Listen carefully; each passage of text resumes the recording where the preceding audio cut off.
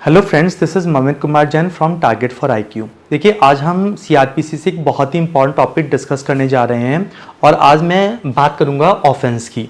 देखिए, जब हम सीआरपीसी को पढ़ते हैं तो यहाँ पर ऑफेंस या अपराध जिसे हमने सेक्शन 2N में डिफाइन किया हुआ है। यदि हम सीआरपीसी की बात करते हैं तो ऑफेंस को सेक्शन 2N में डिफाइन किया हुआ है।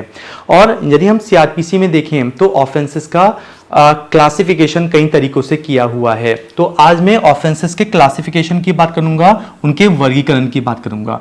तो देखिए, पहले आप यदि देखें तो सीआरपीसी में हमें बताया गया है cognizable and non cognizable offences, cognizable and non cognizable offences, जिसे हम संज्ञेय या असंज्ञेय अपराध भी कहते हैं। अब पहले हमें ये जानना होगा कि जो कॉग्निजेबल ऑफेंस है वो होते क्या हैं। देखिए, जनरली जो ग्रीवियस नेचर के ऑफेंसेस होते हैं उन्हें हम कॉग्निजेबल ऑफेंस कहते हैं, और जो लेस ग्रीवियस नेचर के ऑफेंस होते हैं उन्हें हम नॉन कॉग्निजेबल ऑफेंस यानी कि असंज्ञेय अपराध कहते हैं। जो संज्ञेय अपराध है, कॉग्निजेबल ऑफेंस है, उन्हें सीआरपीसी के सेक्शन 2C में डिफाइन किया हुआ है, और जो नॉन कॉग्निजेबल ऑफेंस होते हैं उन्हें सेक्शन 2L में डिफाइन किया है।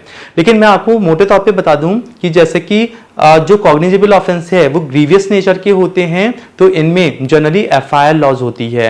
लेकिन यदि किसी वजह से आपकी FIR लॉज नहीं हो रही है तो आप कंप्लेंट भी कर सकते हैं मजिस्ट्रेट के पास जाके। लेकिन यदि वो नॉन कॉग्निजेबल ऑफेंस है तो नॉन कॉग्निजेबल ऑफेंस में FIR लॉज नहीं होती है, उसमें NCR लॉज होने के बाद आप मजिस्ट्रेट के पास जाके कंप्लेन करते हैं। तो और साथ ही साथ आप ये भी देखिएगा, यदि हम कॉग्निजेबल ऑफेंस की बात करते हैं, क्योंकि ये जो सीवियर नेचर के, ग्रीवियस नेचर के होते हैं, तो यहाँ पर पुलिस विदाउट वारंट आप जो एक्यूज होता है उसको अरेस्ट कर सकते हैं, जबकि नॉन कॉग्निजेबल ऑफेंस में without permission, without magistrate permission, without magistrate warrant आप जो एक्यूज हैं उनको अरेस्ट नहीं कर सकते हैं। लेकिन इस बात को भी हमें जानना होगा कि कौन सा ऑफेंस कॉग्निजेबल है और कौन सा ऑफेंस नॉन कॉग्निजेबल है। इसे जानने के लिए हमें सीआरपीसी में एक फर्स्ट शेड्यूल देखने को मिलता है। आपको पहली अनुसूची आप देखें तो फर्स्ट शेड्यूल में आप ये जानेंगे 4th कॉलम में कि आईपीसी में जितने भी जो ऑफेंस दिए हुए हैं, आईपीसी में जितने भी पनिशेबल ऑफेंसेस हैं, कंसर्न सेक्शंस हैं, उन यदि हम शेड्यूल 1 को देखें तो हमें ये पता चल जाएगा कि वो पर्टिकुलर ऑफेंस ये कॉग्निजेबल है या नॉन कॉग्निजेबल है। यानी कि यदि हम सीआरपीसी के फर्स्ट शेड्यूल के फर्स्ट कॉलम में देखें तो आईपीसी के वो कंसर्न सेक्शंस दिए गए हैं जिनमें कोई ऑफेंस पनिशेबल दिखाया गया है। लेकिन उसी शेड्यूल के 4th कॉलम में हम देखते हैं तो हमें पता चलता है कि वो ऑफेंस कॉग्निजेबल है या नॉन कॉग्निजेबल है। फिर हम बात करते हैं, जब हम ऑफेंसेस की क्लासिफिकेशन की बात करते हैं तो एक हमने क्लासिफिकेशन किया है इसका compoundable and non compoundable offences.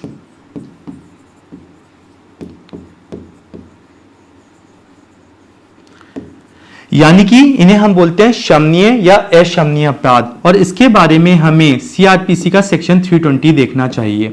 देखिए, इस बात को ध्यान रखेंगे कि कंपाउंडेबल ऑफेंसेस वो ऑफेंस होते हैं जिसमें जो प्रोसिक्यूशन है, जो एग्रीड पार्टी है, वो एक्यूज के साथ कंप्रोमाइज कर सकता है, उसको कंपाउंड कर सकता है, उसको माफ कर सकता है। सपोज ऐसा हो कि जो प्रोसिक्यूशन या एग्रीड पार्टी है उसके अगेंस्ट कोई ऑफेंस कमिट होता है, और यदि वो कंपाउंडेबल ऑफेंस है तो केस इंस्टीट्यूट होने के बाद किसी भी स्टेज पे जो प्रोसिक्यूशन या पीड़ित व्यक्ति है वो एक्यूज को यदि क्षमा कर देता है, उसको कंपाउंड कर देता है, तो ऐसे में वो जो ट्रायल है, जो उस मामले में ट्रायल चल रहा है, वो ट्रायल खत्म हो जाएगा, और उसका यदि वो कंपाउंड कर देता है प्रोसिक्यूशन तो इसका रिजल्ट ये होगा कि एक्यूज यहां पर एक्विटल हो जाएगा। यानी कि हम यहां पर डिस्चार्ज की बात नहीं कर रहे हैं। यदि प्रोसिक्यूशन या एग्रीड पार्टी ने, चूंकि वो कंपाउंडेबल ऑफेंस है, तो ऐसे में जो एक्यूज है यदि प्रोसिक्यूशन उसको कंपाउंड कर देता है तो ऐसे में इसका रिजल्ट ये रहेगा, इसका कॉन्सिक्वेंस ये रहेगा कि जो एक्यूज है वो एक्विटल मान लिया जाएगा, कोर्ट उसको एक्विटल डिक्लेयर कर देगी एक तरीके से। और जो नॉन कंपाउंडेबल ऑफेंस होते हैं जनरली ये ग्रीवियस नेचर के ऑफेंसेस होते हैं, और नॉन कंपाउंडेबल ऑफेंस में यदि दोनों पार्टीज, जो प्रोसिक्यूशन और जो एक्यूज हैं, यदि आपस में कंप्रोमाइज एग्रीमेंट करना चाहते हैं तो कोई कंप्रोमाइज एग्रीमेंट नहीं हो सकता, और एक बार एक्यूज के ऊपर केस इंस्टीट्यूट हो जाता है तो यदि प्रोसिक्यूशन या पीड़ित पक्ष चाहे भी तो यहाँ पर ये कंपाउंड नहीं किया जा सकता और एक्यूज के अगेंस्ट प्रॉपर ट्रायल होगा और ट्रायल होने के बाद यदि वो गिल्टी पाया जाता है तो उसका कन्विक्शन भी हो जाता है। लेकिन अब हमें यह जानना होगा कि कौन सा ऑफेंस कंपाउंडेबल है और कौन सा नॉन कंपाउंडेबल। तो आप देखेंगे कि सेक्शन 320 सीआरपीसी में टेबल दिए हुए हैं, क्लॉज 1 क्लॉज 2 में टेबल्स दिए हुए हैं और उस टेबल्स में आईपीसी के कंसर्न सेक्शंस हैं जो कंपाउंडेबल बताए गए हैं। तो क्लॉज 320 क्लॉज 1 और 2 में यदि आप देखें तो टेबल्स हैं और टेबल में कुछ कॉलम दिए गए हैं। तो यदि देखें कि उसमें आईपीसी के कुछ कंसर्न सेक्शंस हैं और ये बताया हुआ है कि वो सेक्शंस, वो ऑफेंसेस कंपाउंडेबल हैं तो ये कंपाउंडेबल माने जाएंगे, अदरवाइज सारे ऑफेंसेस नॉन कंपाउंडेबल माने जाएंगे। और यदि मैं बात करता हूं ऑफेंसेस से 30 से क्लासिफिकेशन की, तो उसको हमने देखा है बेलेबल और नॉन बेलेबल ऑफेंसेस में, जिन्हें हम बोलते हैं जमानतीय और अजमानतीय अपराध।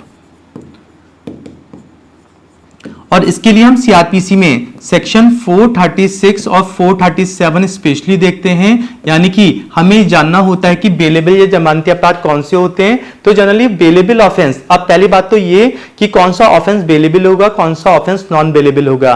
तो ये जानने के लिए भी हमें सीआरपीसी का शेड्यूल देखना चाहिए और शेड्यूल में उसके यदि फर्स्ट शेड्यूल की हम बात करें तो उसमें सीधे सीधे बताया हुआ है कि आईपीसी के जो कंसर्न ऑफेंसेस हैं वो ऑफेंसेस बेलेबल हैं या नॉन बेलेबल हैं। तो हमें इसमें अपना लॉजिक नहीं लगाना होता, हमें सिर्फ सीआरपीसी का फर्स्ट शेड्यूल देख लेना चाहिए और उसमें सीधे सीधे हमें देखने को मिल जाएगा कि आईपीसी का वो पर्टिकुलर जो ऑफेंस है वो बेलेबल है या नॉन बेलेबल है। लेकिन अब हम ये देखें कि जो बेलेबल ऑफेंस है वो होता क्या है। तो इसे हमने सीआरपीसी के सेक्शन 2A में डिफाइन किया हुआ है। अब हमें ये जानना है कि बेलेबल ऑफेंस वो ऑफेंस होते हैं जिसमें बेल एक्यूज का एक राइट होता है, यानी कि यदि बेलेबल ऑफेंस में जो एक्यूज बेल लेने के लिए एप्लीकेशन मूव करता है तो यहां पर बेल उसे मिलेगा ही मिलेगा, ये उसका राइट बनता है। लेकिन यदि हम बात करते हैं नॉन बेलेबल ऑफेंस की, तो जो नॉन बेलेबल ऑफेंस होते हैं यानी कि अजमानती अपराध होते हैं, ये एक्यूज का राइट नहीं होता, यानी कि यहां पर ऐसे एक्यूज को बेल देना या ना देना ये कोर्ट की डिस्क्रिशनरी पावर होती है, जिसका विवेकाधिकार होता है। तो आज हमने इस पूरे लेक्चर में ये जाना, क्योंकि जब हम सीआरपीसी पढ़ते हैं तो लगातार जो स्टूडेंट्स होते हैं वो इस बात को कंफ्यूज रहते हैं कि कभी वो बेलेबल ऑफेंस हो गया, कभी कंपाउंडेबल नॉन कंपाउंडेबल हो गया, कभी वो कॉग्निजेबल या नॉन कॉग्निजेबल है।